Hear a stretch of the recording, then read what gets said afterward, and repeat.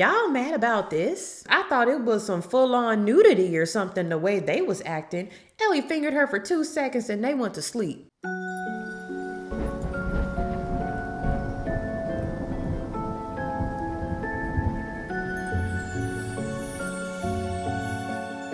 Hey everybody, it's me, Mina. Welcome to Mina's Mortuary.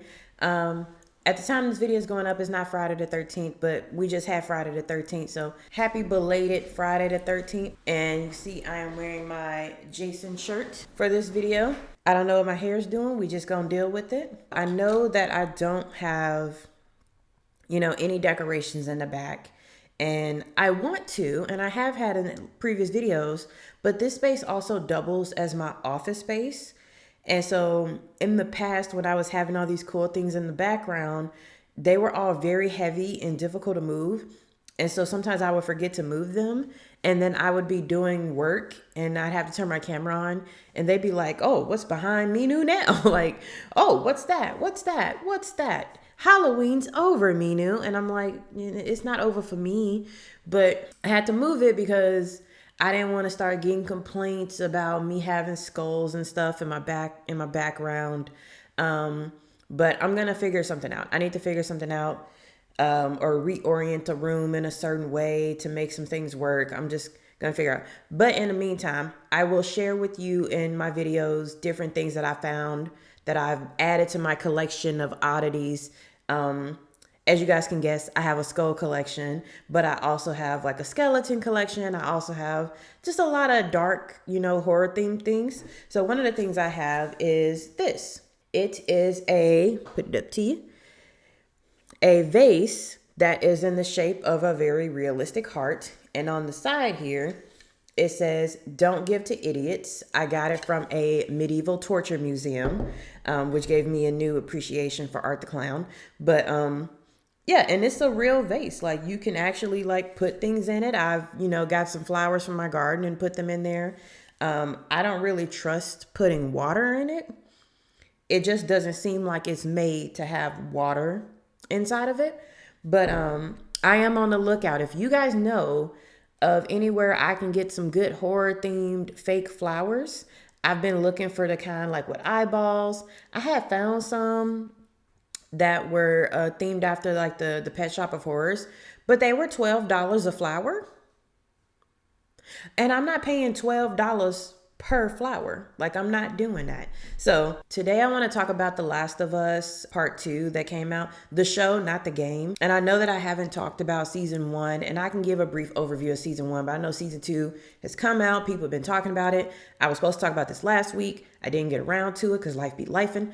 But I do want to finally talk about it. And I have purposefully avoided everybody's video essays so that I didn't have anything change my mind or inform my view. I didn't want to say something that other people have already said. I just want to say what's on my mind. After I say all of this and get this video out, I'll go watch those video essays. But I just want to talk about things I want to talk about.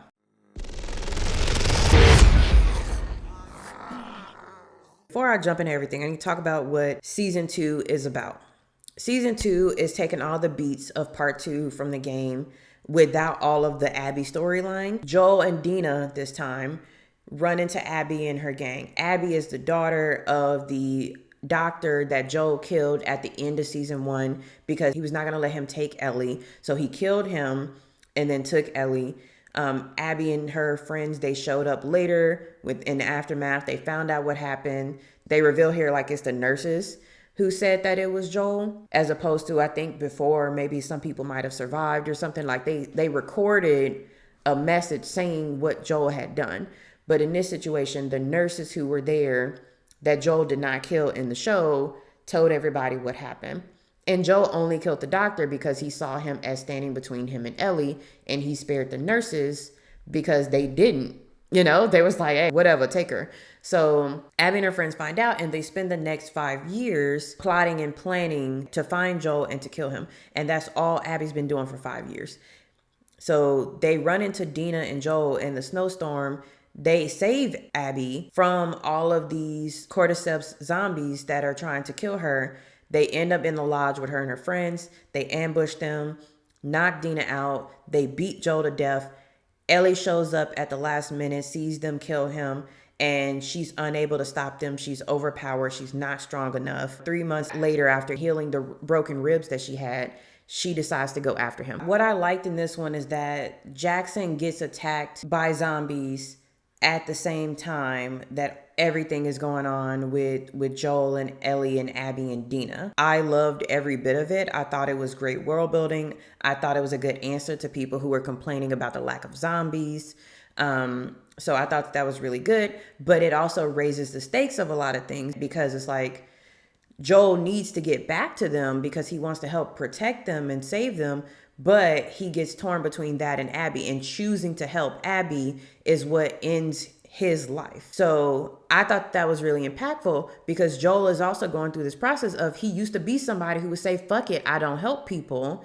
And by being in Jackson for the last 5 years, Maria, who is Tommy's wife, is like encouraging him to soften his approach and to accept more refugees into Jackson, because at one point in time he was a refugee.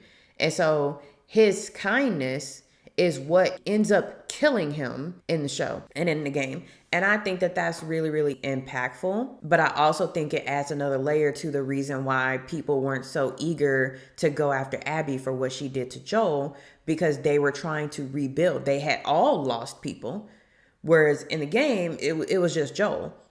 But now it's like we've all lost people. We need to band together as a community now, rather than focusing on things like revenge. And there's this whole thing about democracy where people are voting on whether or not they should or should not go.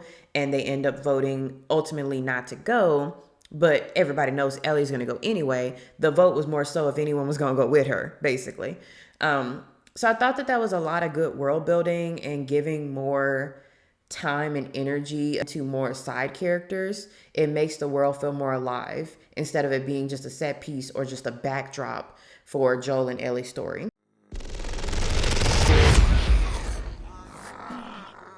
Pedro Pascal's doing a great job. He's doing an amazing job as Joel, and going back and forth between, how he was in the beginning and how he was towards the end, and with his death and all of that stuff and the flashbacks. I think he does really, really good, and he has really good subtle acting that can show like the conflict that Joel has. I think he did a really good job, especially in season 1, showing us how he came to care about Ellie. When I saw Bella Ramsey playing Ellie, I was concerned, because I understood why for season 1 you would have someone like that play Ellie, because she looks like a little girl. I get that part. And I'm not going to talk about no attractiveness nonsense. I'm asexual. I don't give a fuck if people are attractive or not. That's not my thing. And I know that there are people in the community and people who play the games who are always pissing and shitting themselves if the 15-year-old girl isn't sexy enough. I ain't with all of that. That's not my problem. Editing Minu here again. I want to make a clarification about what I'm trying to say in this section about how Ellie looks. And usually I try to just put, some kind of wording on the screen to clarify what I'm trying to get at and what I mean. But I've come to realize people don't be reading. So I'm just going to overlay my audio for this section of the clip and talk about the fact that while Bella Ramsey was 17 and 18 during the filming of season 1, she looked much younger. And that is not necessarily a problem. That's actually to her benefit. I know a lot of people who look way younger than they are. The thing that I was concerned about is when you get to season 2, not now, see? When you get to season 2, and there's supposed to have been a 5-year jump from somebody who is, early teens to someone who is late teens, Bella did not look like she aged much. At most, she might have gotten a couple inches, but in terms of face, like, she does not look like somebody who just went through 5 years of puberty the way that Ellie does in the game. And that is what I am trying to get at with what I was saying in this section. And I was concerned about that because it is hard to suspend my disbelief. When she filmed Last of Us season 2, she was 21, supposed to be 19. So her actual ages are not a problem. It's the fact that she looks the same that she did several years before. She does not look like somebody who went through puberty and completely changed. And with Joel, it's easy for someone to jump from 50s, to 60s, and they just, gray out his beard, give him a couple more wrinkles. But when you're someone going from early teens to late teens, that's a hard jump, looks wise. And throughout season 2, she just looked like she was way younger than what she was supposed to be. And in some areas that works because it's like, oh my gosh, she's a child going up against, an entire army basically with the WLF. But it wasn't the same as it was in the game. In the game, she felt like she was older, more capable, more mature. And I kept forgetting how old she actually was because she looked exactly the same. And that was a real struggle for me because not only does Ellie go from, young teen to older teen, but Joel's death ages her even more in a short span of time. And so she becomes more mature, more hardened, like a darker person. And Bella just does not have the face for that. Like, she does not have the face of someone who's gone through puberty and is now a aged, more mature, darker person. She still seems immature. She still seems childish. And if it wasn't for the people around them, like, I would forget that she's supposed to be 19 right now. That's my biggest gripe. I would say it too when it came to season 1. I felt that a lot of the scenes with her acting, I just didn't believe that she truly was somebody who came to care about Joel or came to like Joel that much. Like, it just kind of felt like they were together and she was just being herself. And then there was that scene where she was about like, everybody leaves me except for you. And I just was not feeling her acting in that scene. But I did feel like in season 2, her acting did get a lot better. In those very emotional scenes where they're like crying and they're like pouring their heart out to each other, they're having these breakthroughs, I did genuinely feel the emotion. So I think her acting has gotten a lot better. I think her relationship with Pedro Pascal has gotten a lot better to where they have better chemistry on screen. But then there were these weird moments where, she's supposed to be somebody who is matured and is given into this darker side of herself in order to get revenge for Joel. And then she's still kind of making these like sarcastic jokes and, being a little goofy here and there. Like, it was really weird because they're trying to sell this idea that she is broken, she is traumatized by what she's seen, what she's lost, and all of that. And then she has other moments where she's like talking with Dina and she's like, oh, I'm going to be a dad. Blah, blah, blah, blah. And like, that's not something that someone who has become all consumed by their rage and their hatred would be doing. I did like that they gave more scenes where they were like showing that she was kind of reckless, like she wasn't thinking clearly. She had this one-track mind, and there were moments where if she had acted on impulse, she would have gotten herself killed like multiple times. So I did like adding that element in because it reminds us that this is very still much a impulsive, someone whose frontal lobe is not fully developed. So she's very impulsive, she's very emotional, she has one train of thought that she wants to kill Abby. I think that the show is doing a really good job. It's just really hard for me to see Bella like embody who Ellie is, because in the game, Ellie is killing like person after person after person. Like she is taking down armies worth of people like Joel did in season 1. And so you really get to feel that bloodlust that she has to kill all these people, and she gets better at killing them the more she kills. And it keeps going further and further and further until she finally has the conflict with Abby again. But in the show, they don't really do that. They kind of, I don't know another word, but like nerf her. Like, she doesn't kill as many people. And I get that they want to make each kill more impactful, more meaningful, but it doesn't really give me that descent into the violence that we were getting with the game, and how Ellie like really became all consumed by it to the point that she was like losing herself, losing her sense of self.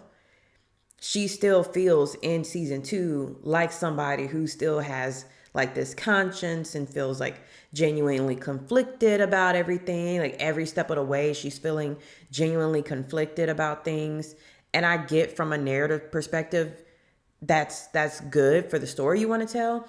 But I think the fact of the matter is when Ellie became all consumed, like nothing else mattered, that's when the people that were closest to her either died or were seriously hurt. And that was what led to Dina leaving her because she could not go through the pain of what Ellie did anymore. Whereas in this season, in the show, it kind of feels more like Dina may forgive her because Dina seems to forgive her for everything that she does, even when it endangers both of their lives and gets other people killed. Like Dina just forgives her all the time. Like their love is so strong that she just keeps forgiving her. And I know that they're still going to keep the elements of like Dina leaving and everything, but the way that they're playing out the relationship, it's she just keeps forgiving her. Dina is played in the show by Isabella Merced, who is, according to the internet, Peruvian American.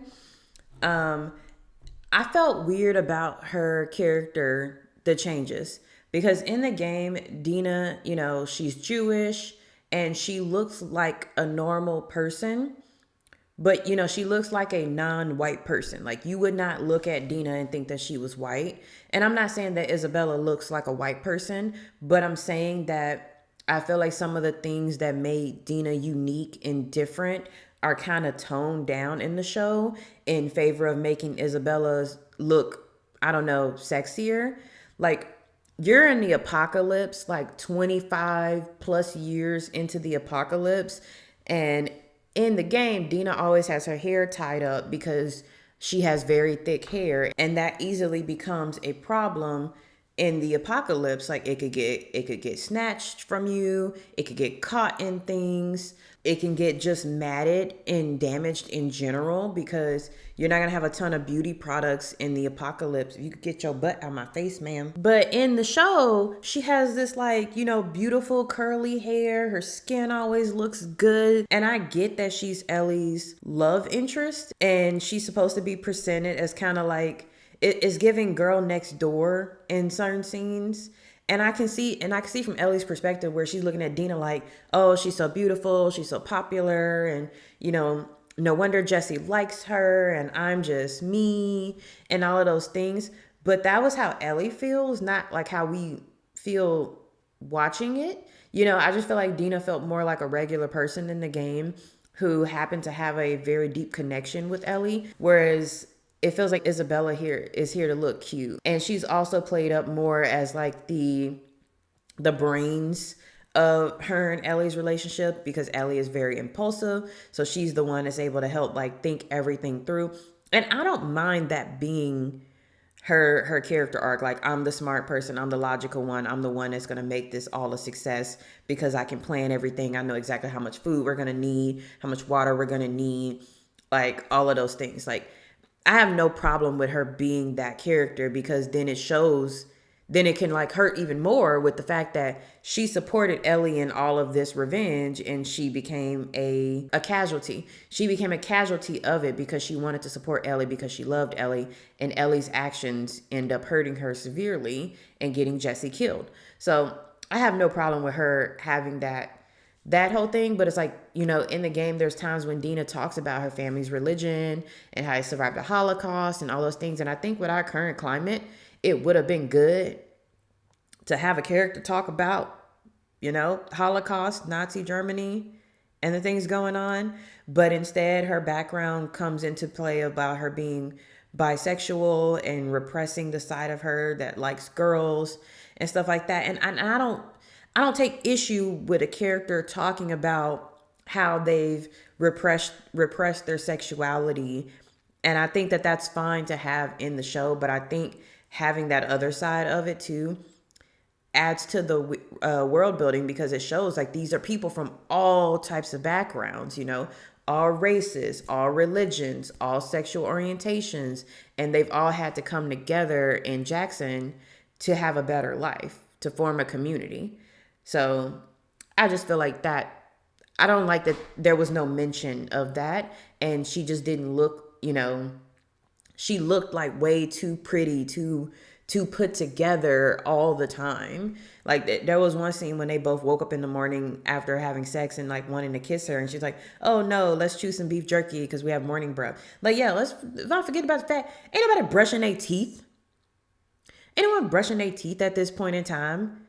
It's been this far gone. Like, y'all are supposed to be dirtier. And not even to say that Jackson won't have running water. Jackson can totally have running water, clean water for constant showers and all of those things. But y'all have been traveling for days to get to Washington. So y'all dirty. Like, especially in the areas where they were traveling, like through the snow and stuff, you weren't stripping down and stopping in no random springs to scrub it up dub. Like, y'all are dirty. And Dina never looks dirty. Dina always looks good. Like she got her hair, like she just got her hair done.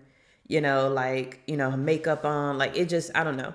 She just seemed too clean, too perfect. There wasn't really anything about Dina that was imperfect. She's loyal, she's cute, she's intelligent, she's all of these things.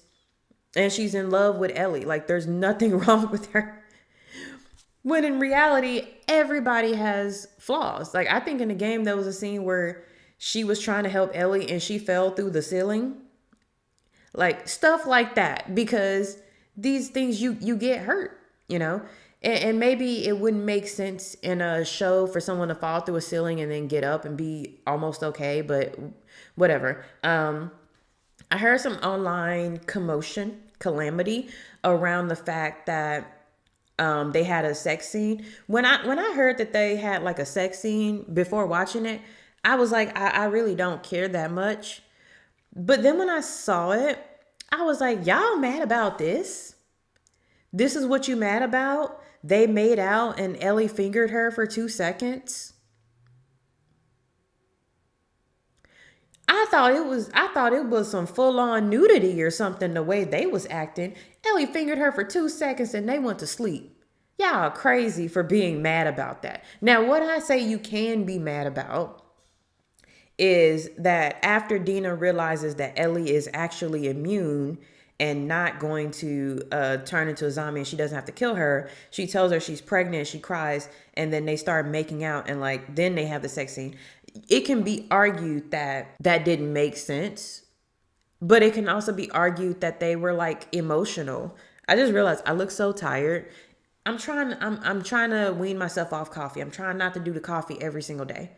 I swear to every day I don't drink coffee, I just look tired even if I'm not actually tired. That's crazy. It was no big deal really. Like you could argue that like she was just really emotional. And then Ellie just kind of went with it. I understand why there was a lot of more cutesy moments between them because you wanted to kind of build up their relationship. But again, I'm just like, you should have did that in Jackson prior to Joel being killed. Because I feel like Joel being killed and Ellie having the trauma from watching him die is supposed to distract her from the majority of this. Like she can't do all the cutesy bonding shit because she's busy trying to track down Abby to kill her. Like she could now, if when Abby's dead, she can do all the cutesy shit with Dina. But the fact that like throughout the whole process, you wouldn't think that Ellie was on a mission to get revenge for Joel's death because of the way she and Dina was like, did you like my kiss? Did you like when I kissed you? Am I a good kisser? Because, I mean, I don't like girls, but I'm a good kisser, right? Like, did I kiss better than the other girls that you've been with? Like, oh, if I have a girl, I'm going to name it after you because you're going to be the daddy of my baby and, like, all of this stuff. And I'm just like, ain't y'all trying to track down somebody and kill them? Like, I really don't understand what's going on here.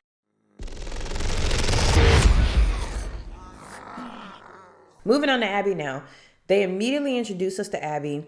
They immediately tell us what their motivations are. They immediately just give us all of that and how she's going to hunt him down and kill him and all of that stuff. I feel like they should have went in a different direction. I think that it works better. And I think it worked better in the game too of like, if we did not fully know who Abby was. Because I really don't believe everything they gave us about Abby in season 2 that we need a season 3. I don't think that we really need much of a season 3 now. It makes Abby's story and everything that's being revealed to us feel kind of pointless when we already know off rip who Abby is. Before Abby even kills Joel, we know that she's doing this because her dad is dead and Joel's the one that killed him. I don't like that because I feel like it takes away from the emotional weight of Ellie's trauma and what happens to Joel. I think if they kept it secretive and Abby was this mysterious person that we don't know from somewhere in Joel's past, somebody that he pissed off in his past, and she shows up to beat him to death, I think that that makes it more impactful. I don't like that Nora, when she's dying, you know, she fully explains everything. And then Ellie's like, I already knew all of that.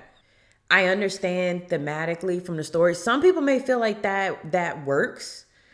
But I feel like because of the fact that all this other stuff's been going on, if Ellie had been 100% committed to getting revenge for what happened to Joel, that moment where Nora explains everything and then Ellie says, I know, would have felt more impactful. But because of the fact that Ellie's been doing all this cutesy shit, bip bopping around town with Dina, it makes it feel like there's less weight, there's less rage in her, and it doesn't fully make sense what she's doing. Like, she already knows that what she's doing is wrong and she feels so conflicted about it, but she keeps doing it anyway. And I get that from a story perspective, but I think from the way it was in the game was that she was blinded by the rage. She didn't feel, as she was killing person after person after person, dozens of people, over 100 people, depending on how you play a game, she was so blinded by the rage, it all felt justified.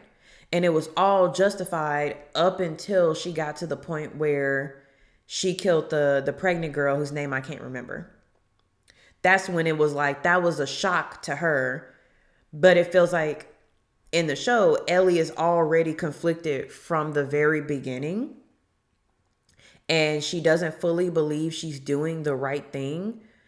And then there's just these moments where she just makes a snap decision, a snap judgment, and all of a sudden she's doing something different.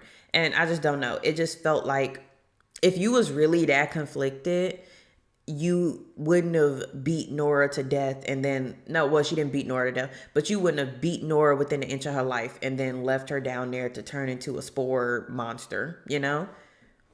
You would have at least mercy killed her because you were like already feeling like it wasn't the right thing to do. Having her be so conflicted early on and already knowing what happened and why they went after Joel and she's still going after them, it didn't feel right to me story-wise. I didn't buy it as much as I would have bought her being completely consumed by revenge and seeing all of these kills and murders as justifiable up until she accidentally kills somebody who was pregnant, and then it doesn't feel as justifiable anymore. But at that point, she would have already felt like she had gone so far and that she had gone too far and she couldn't go back. That made better sense to me, story-wise, and how it was done in the game. The other thing I want to say about Abby is I don't like they took away the muscles. I liked muscle Abby. I know people online was all mad because she wasn't sexy enough. I saw things where people was accusing her of being transgender because she had muscles. Like, women can't have muscles. That was some bullshit. But they took away her muscles, and I didn't like that because I feel like knowing what Joel is capable of, knowing what he was doing in his 50s. This man was in his 50s and he took out all of the fireflies, including Marlene. He took out all of the fireflies by himself. He was a walking force of nature. He was unstoppable. Anybody in his 50s, this man wasn't 25. He was in his 50s. So this is a guy who you have to spend 5 years doing military level training to think that you would be able to even stand a chance against him because he's that good. So And I know that Joel in the show doesn't kill as many people as he does in a game, because that would be ridiculous.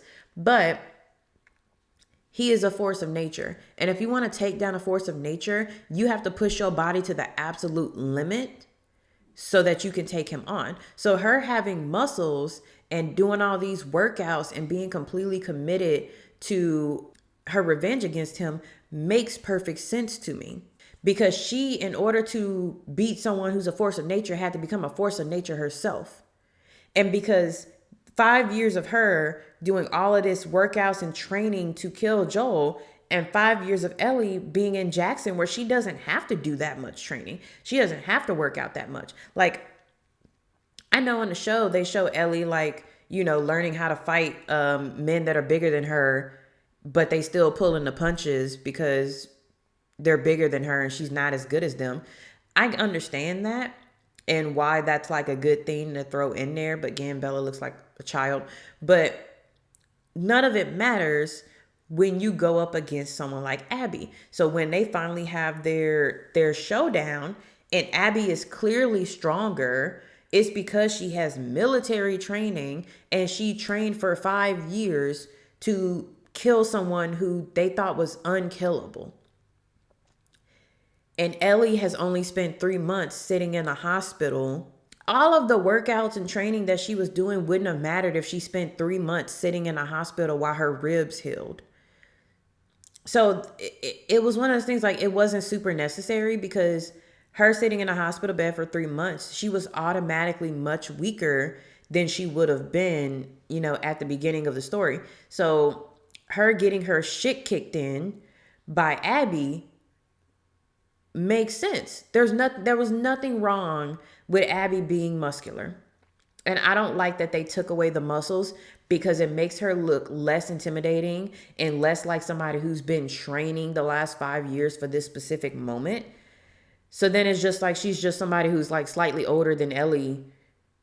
And I don't look forward to season 3 when they show them fighting each other, because you don't see that Abby has the obvious advantage. Abby's always had the obvious advantage. And Ellie was always in over her head. And that's an area where Bella's acting does help, because Bella, again, she looks like a child. She looks very weak all the time. So her getting her shit pushed in by Abby is gonna make sense. But I just don't think that they should have gotten rid of the muscles, because now Abby just looks like somebody who's been hanging out with the military. Like, maybe she learned some military fighting style, but she looks like somebody you can take in a fight. Like, she doesn't even look super toned. Like, she's all thin and skinny. It just doesn't look right to me. I don't like it. But yeah, telling us who Abby is and what her motivation is from the beginning, and making it so like we feel like what she did to Joel was justified, and Ellie knowing from the beginning exactly what was going on and why they did that, what they did to Joel, and feeling conflicted because she feels like, well, them killing Joel was kind of justified, but I'm just, I'm kind of still gonna do it anyway because I want to. Like, I don't know. I don't feel like they should have did that. I feel like they should have left Abby a complete mystery all the way up until maybe up until Nora.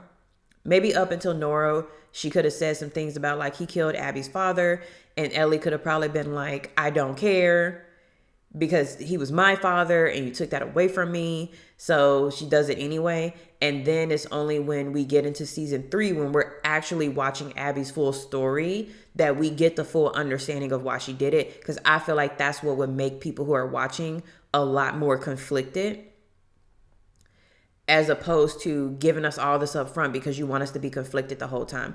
I think it's better for us as well as Ellie to be all consumed by revenge, doing whatever it takes, hurting the people she cares about because she only cares about killing Abby, killing a pregnant woman accidentally who is completely innocent, all because she wants to kill Abby, and then having that reckoning, that realization that what Abby did was justified. What Ellie did was not justified, because Ellie didn't just kill Abby, she killed everybody around her, including innocent people.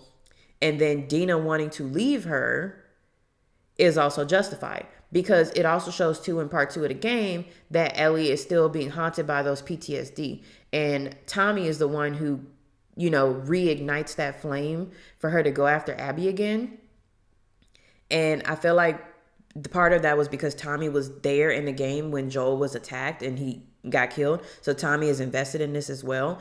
But because Dina was the one who was there, I still feel like the way that they've been playing her up through season 2, that Dina's still going to be like, no, don't do this, because she has a baby. So she's not going to be supporting Ellie as much anymore. But it changes Tommy's approach, because Tommy has a child that we see on screen that he also has to care for and take care of. It's interesting to see how they do it, but I feel like we're already coming into Abby's story fully understanding why she did what she did. So it kind of makes a lot of what we're going to see with her kind of pointless. But I do know that with Isaac and the Seraphites and all of that stuff is going to be interesting. I do want to see more of that. And I do think that the show has a lot to say about the casualties of war and what it means to dehumanize entire groups of people in order to justify your violence against them. So I think that they're going to draw a lot of parallels between the war between the WLF and the Seraphites and the war between Abby and Ellie, because neither side is really wrong. They're just kind of coping with the situation the best they can. But whether who threw the first rock doesn't even matter at this point. They are just caught in this cycle of violence where they're like constantly killing each other and torturing each other. So I think that story is still a good story to be told. But it's supposed to be about Abby versus Ellie. And so I feel like they're going to have to spend way more time on the other plot line than Abby versus Ellie, because there's nothing that we need to know about Abby anymore. There's nothing we need to learn. Joel killed her father. She killed Joel. And Ellie's now killed her friends. And so now she wants to kill Ellie. That's it. I don't need to spend however many episodes they're going to spend with Abby learning about her past and her traumas, because we already know it. So season 3 is going to be interesting. Like I said, it's going to be a completely different show. They're going to have to find a way to get the zombies back in the mix, because once it's the Seraphites versus WLF, like the zombies are really background characters. Like the zombies might as well be chilling with some popcorn watching everything play out themselves. They don't need to do anything. So I think it's going to be interesting how they pull the zombies back into the show for season 3. Yeah, I think that's all I got to say about season 2. Sadie has now brought me a ball because she wants to play fetch. I'm going to go do that. But let me know in the comments. Oh, also, if you like the video, subscribe, share, comment, all that stuff. Let me know in the comments your thoughts about these things. One, let me know if you felt that it was the right thing to do to give us all of Abby's backstory in season 2, to where we already know why she's killing Joel and doing what she's doing. Let me know if you thought that was a good decision. 2, let me know how you felt about Dina and Ellie's relationship and how it's been kind of fleshed out within the show versus the game. I don't want to hear no homophobic bullshit.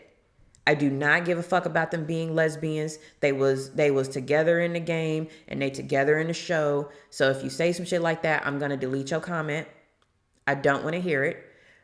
But I do want to hear your thoughts about how that relationship is different in the show from the game, and how that changes the trajectory of the show and how these characters interact with each other. I also want to hear if you felt that they have literally, taken some of the criticisms to heart in terms of bringing more zombies into the show. And then I want to hear how you felt about Abby not having muscles anymore. Because I liked muscle Abby. I don't know. I feel like a lot of women, we like seeing muscular women who can beat a man as easily as another woman. And I liked her having muscles. I know people was hating on it, but I thought it was good. I thought it was fine, and I thought it worked for her story and her background. But you tell me if you don't like this, if you like this version of Abby more so than the game version of Abby. All right, guys. That's all I got to talk about. Like I said, if you like the video, like it, subscribe, share it with your friends, share it in your horror groups, and I'll see y'all in the next video. Bye.